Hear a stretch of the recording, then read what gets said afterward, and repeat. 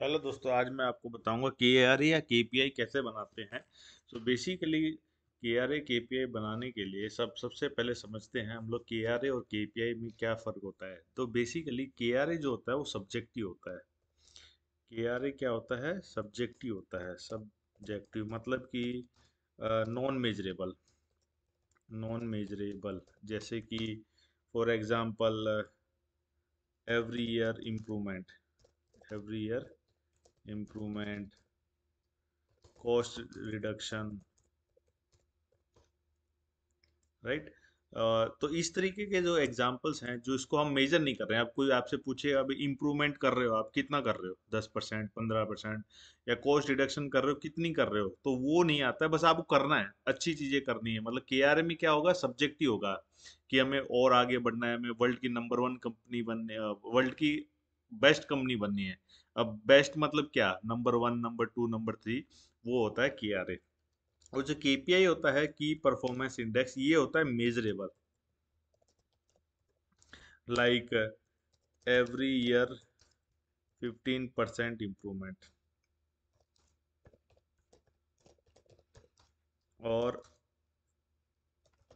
Cost reduction of 10%। इस ये difference होता है केआरए और केपीआई का। अब समझते हैं ये केआरए केपीआई कैसे बना सकते हो आप, ये कहाँ से आते हैं। तो सबसे पहले आपको क्या करना है, कंपनी का विजन मिशन देखना है। विजन एंड मिशन देखना है।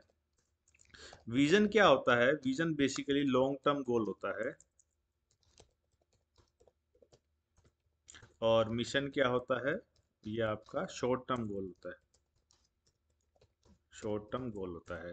तो नॉर्मली विजन पे हम लोग कभी जब के आर के पी आई बनाते हैं, विजन पे काम नहीं करते हैं। इसके लिए हमें विजन इंपॉर्टेंट होता है। For us mission is important जब हम के आर के पी आई डिफाइन करते हैं।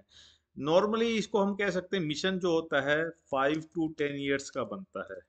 कई depend on company to company, इसका कोई रूल नहीं है। तो कुछ कंपनी 5 साल का मिशन लेती हैं, कुछ कंपनियां 10 साल का लेती हैं। बड़े ग्रुप्स होते हैं वो ज़्यादा लंबा लेते हैं। जो छोटे ग्रुप्स होते हैं, जैसे कोई छोटी कंपनी है, लाला जी की कंपनी है, तो वो 4 साल 5 साल भी का ही लेते हैं। अल्टीमेटली पैसा इंपॉर्टेंट होता है सबके लिए। अब जैसे आपने विजन मिशन बना दिया, आपको क्लियर हो गया मिशन। सपोज कीजिए, एग्जांपल लेते हैं कि एक कंपनी है, मान लीजिए ए बी सी कंपनी है, want to expand, ABC company want to get 500 crore, या मिलियन लिख देते हैं हम लोग इसको, 500 मिलियन इन नेक्स्ट 5 ईयर्स। मतलब एक कंपनी है, ये कंपनी चाहती है कि 500 मिलियन उसका टर्नओवर हो जाए अगले 5 साल में। और अभी 2025 में, 2025 में 100 मिलियन पे है ये। एक कोई छोटी कंपनी है जिसका राइट नाउ टर्नओवर 100 है, लेकिन वो अगले 5 साल में चाहते हैं कि 500 मिलियन तक जाए। तो आपको करना क्या है, इसके लिए आपको सबसे पहले क्या बनाना है, बिजनेस प्लान बनाना है। क्या बनाना है? Business plan. अब बिजनेस प्लान बनाने के लिए सबसे पहले आपको क्या करना है, ईयर लिख देना है। 2025, 2026,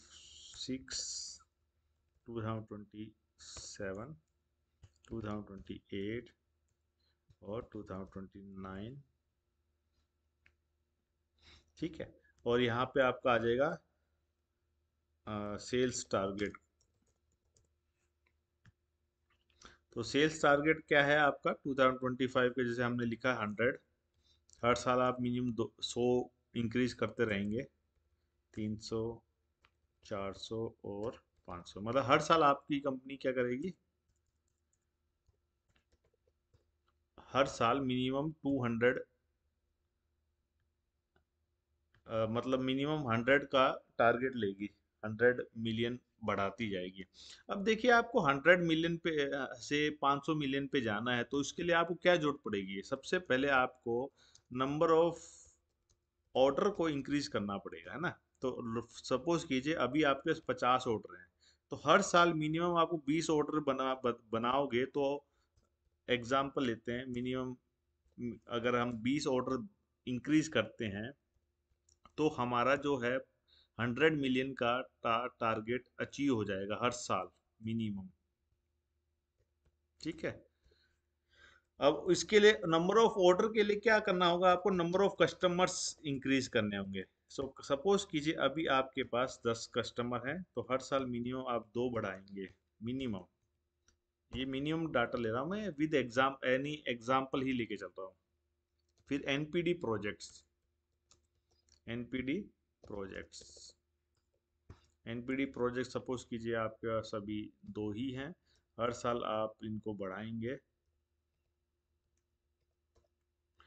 आपके क्वालिटी पीपीएम सपोज कीजिए अभी आपका 1000 पे है, तो इसको आप कम करेंगे हर साल।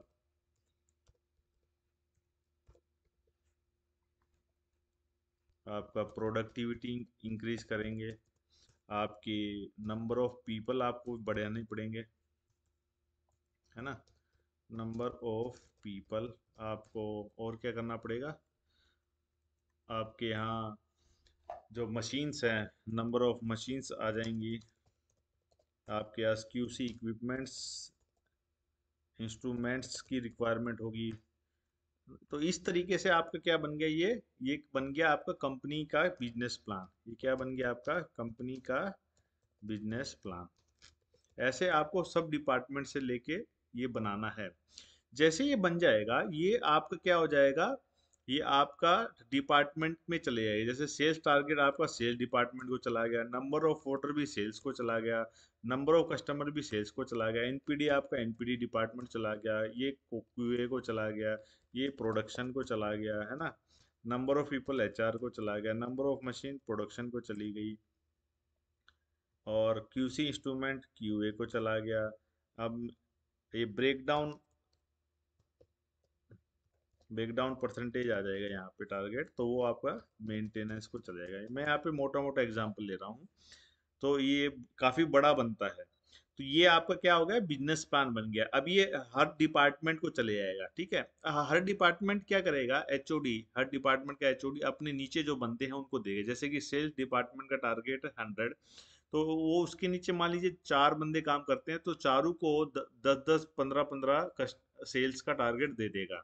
तो ऐसे करके आपका बिजनेस प्लान बनता है। दूसरा यहाँ पे ना एक चीज मैंने यहाँ पे और ऐड करना है चाहिए मुझे, जो कि क्वालिटी पॉलिसी। तो आपकी जो क्वालिटी पॉलिसी में कुछ टर्म्स होंगे, जैसे कंटिन्यूअल इम्प्रूवमेंट, जैसे कि यहाँ पे आ जाए kaizen, continual improvement quality policy में होगा। तो उसमें उसका बिजनेस प्लान में क्या आ जाएगा, काइजन। तो हर साल आपको काइजन बढ़ाने हैं, एग्जाम्पल्स, राइट। हर साल आपको काइजन बढ़ाने हैं। तो ये आप देख सकते हैं लिंकेज कैसे है कंपनी के विजन मिशन क्वालिटी पॉलिसी से, कैसे आपका बिजनेस प्लान बनता है, कैसे आप केपीआई और केआरए डिफाइन कर सकते हो। तो ये एक तरीका है डिफाइन करने का। आइए एक एग्जांपल दिखाते हो कैसे किसी कंपनी का मैंने एक बनाया हुआ है। देखिए,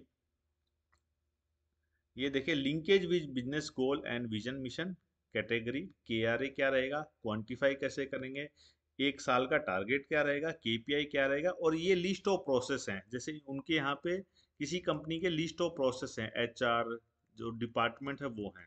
तो कौन सा केपीआई या केआरए किस डिपार्टमेंट को लग रहा है, इसको करने के लिए आपको क्या करना है, ये क्रॉस कर देना है।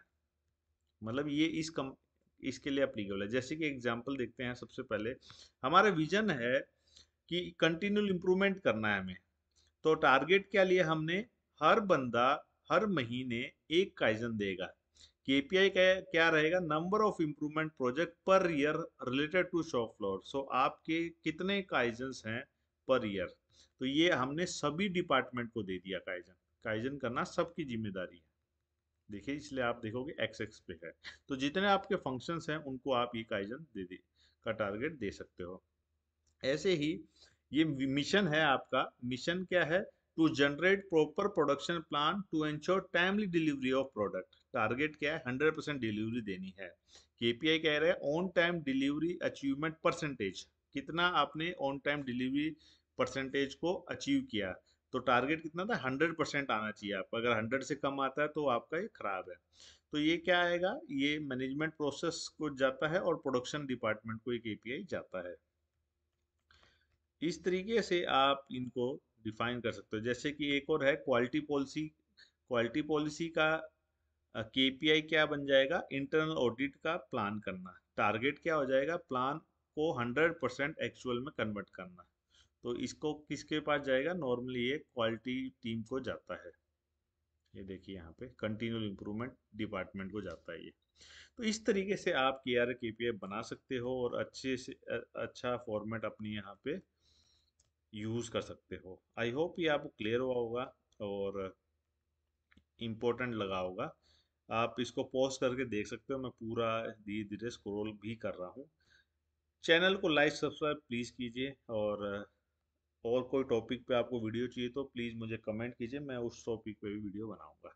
सी यू, टेक केयर, धन्यवाद।